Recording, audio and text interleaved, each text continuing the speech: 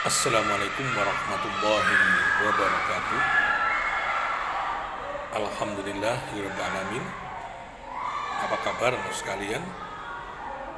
Semoga kita tetap sehat dan semangat untuk belajar. Dan jangan lupa kita tetap patuhi protokol kesehatan dan teruslah berdoa, beribadah. Semoga kita tetap dalam lindungan Allah. Kembali Pak Andi akan menyampaikan pembelajaran tentang tema 6 subtema 4 pada pembelajaran yang ketiga. Pada pembelajaran yang ketiga ini, kalau kita baca di buku pada halaman 104 hingga 107, itu diantaranya adalah membahas tentang bagaimana pemanfaatan sampah. Anak sekalian, sampah seringkali kita jumpai berserakan di mana-mana. Sampah menutupi saluran selokan air. Sampah dibuang sembarangan di jalan yang seharusnya dibuang di bak sampah, tapi berserakan di mana-mana. Maka anak sekalian, tujuan pembelajaran kita hari ini agar kita memiliki kesadaran tinggi di dalam mengelola sampah, sehingga hidup kita akan menjadi sehat. Dan lebih-lebih saat hari ini tanggal 21 Februari 2022 merupakan peringatan Hari Sampah Nasional. Maka pembelajaran kita kali ini tema utamanya adalah bagaimana sampah bisa kita kelola, sampah bisa lebih berharga dan menjadikan lingkungan indah bersih. Oleh karena itu, mari kita ikuti bersama. Pemanfaatan barang bekas di rumah. Banyak sekali barang-barang bekas yang ada di rumah kita. Misalnya ada yang berbahan plastik, botol plastik, gelas plastik, piring plastik, tas kresek, banyak. Ada yang berbahan kertas, ya, ada kardus, ada koran, buku, majalah. Ada yang berbahan kaca, botol kaca, gelas kaca, piring, beling. Ada yang berbahan logam, sendok, piring, sendok, garpu, alat memasak lainnya. Nah, barang-barang ini kalau tidak kita tata dengan sebaik-baiknya akan mengganggu suasana keindahan di rumah kita. Maka barang-barang bekas itu hendaknya kita jadikan media, ya, untuk belajar. Karena banyak ilmu yang bisa kita dapatkan dari situ. Namun seringkali barang-barang bekas yang ada di sekitar kita itu setelah dipakai dibuang saja, ditumpuk di sudut rumah, ya, sehingga itu bisa saja menjadi sarang nyamuk, ya. Terus dijual lebih praktis, lebih murah, ya. Tapi ada yang mau menggunakan sampah itu untuk didaur ulang sehingga bisa lebih berharga, lebih bermanfaat dan lain sebagainya. Bagaimana pemanfaatan barang bekas?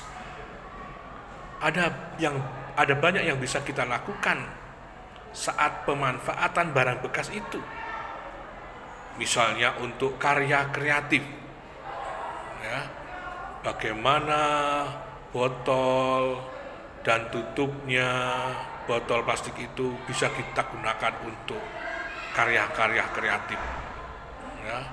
Semalam Pak Andi melihat bagaimana dari botol-botol plastik itu bisa dibuat akuarium untuk ikan-ikan, luar biasa, indah sekali. Ya, dibuat kerajinan tangan. Ya, dari tas kresek yang warna-warni itu bisa dibuat bunga plastik. Ya. Daripada plastik dibuang begitu saja, tapi bisa dibuat untuk karya kerajinan tangan. Ada lagi untuk ragam hiasan di dinding, yang di situ bisa berupa macam-macam karya apa, ya, benda-benda plastik yang terbuang kita jadikan bahan untuk karya-karya yang berharga. Manfaatnya apa? Kalau sampah sudah dikelola dengan baik itu, maka kelestarian lingkungan ini penting, anak sekalian. Lingkungan yang asri, bersih, dan sehat ini sangat kita butuhkan. Kalian harus sejak dini terbiasa, terlatih untuk mau membersihkan lingkungan. Sempatkan diri untuk membersihkan lingkungan. Latih diri untuk membuang sampah di tempatnya. Jangan membuang sampah sembarangan. Satu sampah dibuang sembarangan akan menjadi 1000 masalah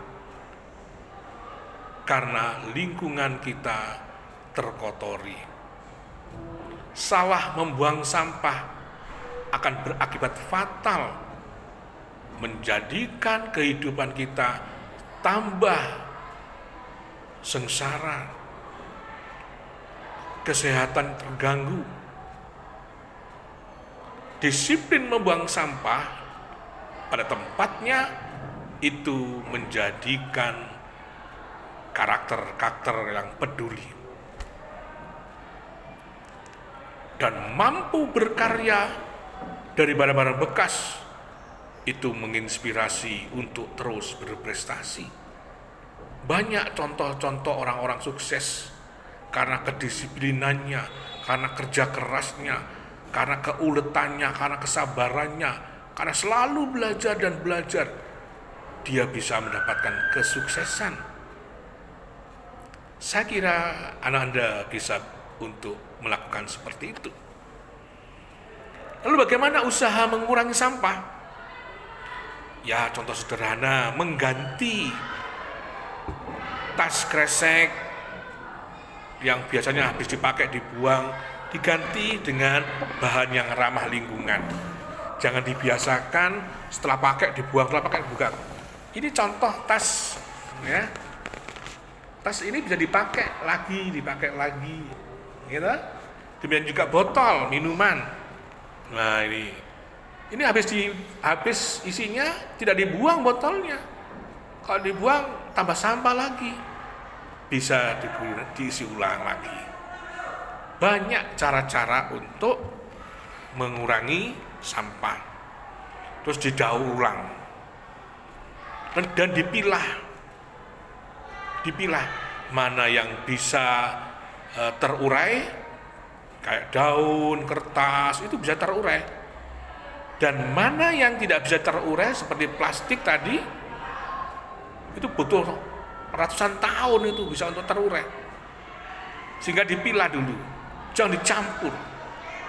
Ya, maka mulailah dari rumah untuk memilah sampah. Sebelum dibuang di bak sampah, pilah dulu. Oh, ini yang tidak bisa dipakai. Oh, ini bisa dibuat untuk berkarya dan lain sebagainya. Awali dari rumah untuk mengolah sampah agar kehidupan kita lebih berkah. Oleh karena itu, sekalian, selanjutnya tadi di kelas praktek menanam plastik dan menanam kertas ya, mengubur ya. Di pot tadi langsung kita praktekkan. Dari dua benda tadi, kertas dan plastik ini, mana yang lebih cepat terurai? Kita hitung mulai hari ini, mana yang lebih cepat? Itu praktek. Mana benda-benda sampah kita yang lebih cepat terurai. Dan terakhir sekalian, kalian bisa berkarya membuat puzzle. Dari gambar-gambar yang ada, di situ kita bisa mengetahui pemanfaatan, menghitung luas suatu bangunan. Dari gambar-gambar itu kita potong secara bagus, secara rapi, dan kita pasang kembali, dan itu artinya perhitungan luas. Saya kira itu, semoga selalu semangat belajar, terus berdoa, dan protokol kesehatan dipenuhi, semangat berkarya. Mohon maaf, wassalamualaikum warahmatullahi wabarakatuh.